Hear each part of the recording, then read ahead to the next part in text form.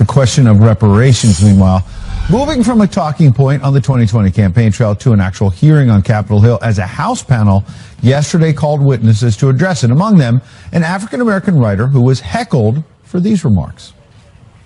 The people who are owed for slavery are no longer here, and we're not entitled to collect on their debts. Bill H.R. 40 is a moral and political mistake. Thank you. Thank you, Mr. Hughes. Chill. He was presumptive, but he still has a right to speak. Well, here to react is the executive director of Unhyphenated America, Christopher Harris. Good morning, Christopher. Hey, good morning, Ed. What do you think about this young man saying, look, I don't want to be seen as a victim, and people in the crowd who clearly want reparations are heckling him? I think he was 100% correct, Ed. You know, the black people I know who are the happiest in America are those who realize that they're part of the fortunate 4.2% of the world's population to be living here in America. But, you know, here's about the issue of slavery and reparations. You know, when you continually put someone first and they put you last, that makes you a political chump.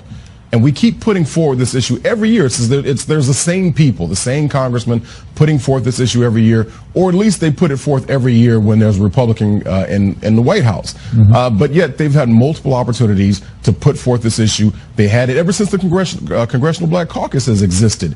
There was a time when Jimmy Carter was in the White House and he had complete control of the Congress. There was a time when Bill Clinton had complete control of the Congress. There was a time when Barack Obama had complete control of the Congress. Yep. If it was going to happen, it would have happened then. But it's not going to happen. Black folks, listen, I really want to tell you, it's not going to happen. They're treating you like Lucy treated Charlie Brown, pulling the football out from underneath him just after they promised they're going to let you kick it this time. It's not going to happen. You know what's interesting is, to your point, I covered Barack Obama as president closely for 8 years, and this was not an issue he pushed. And as you say, in his first 2 years in office, he had a Democratic House and Senate where maybe he could have done it. Here's what President Obama said in 2016, quote, "I have much more confidence in my ability to mobilize the American people around an investment to help every child in poverty in this country than I am in being able to mobilize the country around providing a benefit specific to African Americans as a consequence of slavery and Jim Crow." I think it's very significant as well.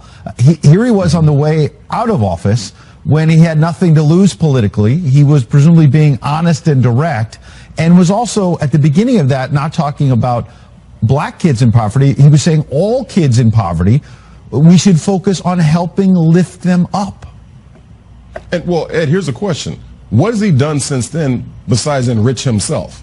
I mean, he said that was going to be a focus, but what has he done since then? See, go back to 2008 when Peggy Joseph, who was infamous for saying that she wasn't going to have to worry about anything anymore since Barack Obama was the president. Mm-hmm. But see, if you fast forward, there's an interview of her from 2014 where she basically said she had a lot of remorse for that, and she said she felt rather foolish, and that she learned that don't trust the wizard. Uh-huh. And not only is Barack Obama the wizard, but the whole DNC is the wizard, because they're just behind the curtains pulling, they're acting like all this stuff is going to happen, but it's not. Hang on, let me push back on that point, though. President Obama's obviously not here to defend himself, but I was in Chicago at one point with him when he was pushing this initiative. I believe it's called My Brother's Keeper, which is an outside initiative not focused on getting government money, private funds that I know President Obama has helped raise. It's particularly focused on young African-American males in Chicago, and again, trying to lift them up by bootstraps, not by government programs and the rest. So I think in fairness to him, President Obama has done that while in office, and I understand he's still involved out of office. Last point from you.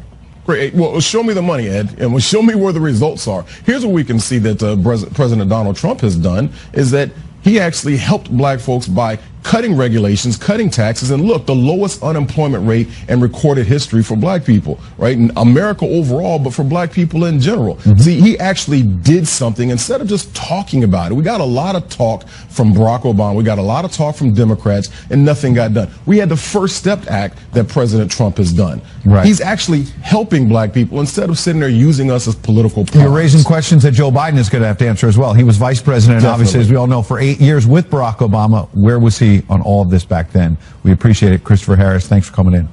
Thank you. All right.